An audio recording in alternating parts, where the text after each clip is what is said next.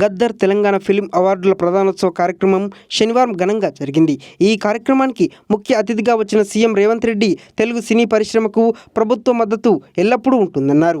ఈ సందర్భంగా ప్రముఖ సింగర్ రాహుల్ సిప్లిగంజ్ గురించి ప్రత్యేకంగా ప్రస్తావించారు. పాత బస్తీ నుంచి ఆస్కర్ అవార్డు వరకు ఎదిగిన హైదరాబాద్ కుర్రాడు రాహుల్ను అభినందించి తగిన విధంగా ప్రోత్సహించాలని డిప్యూటీ సీఎం భట్టికి విజ్ఞప్తి చేశారు.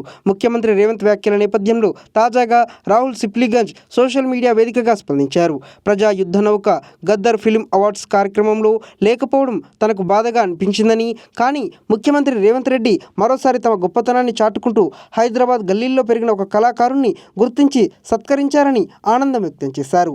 రేవంత్ అన్న అటువంటి ప్రతిష్టాత్మక వేదికపై తన గురించి మాట్లాడిన తీరు తనను భావోద్వేగానికి గురి చేసిందన్నారు. ఈ సందర్భంగా ముఖ్యమంత్రికి ధన్యవాదాలు తెలిపారు. ముఖ్యమంత్రి వ్యాఖ్యలు ఎప్పటికీ మర్చిపోలేనని పేర్కొన్నారు.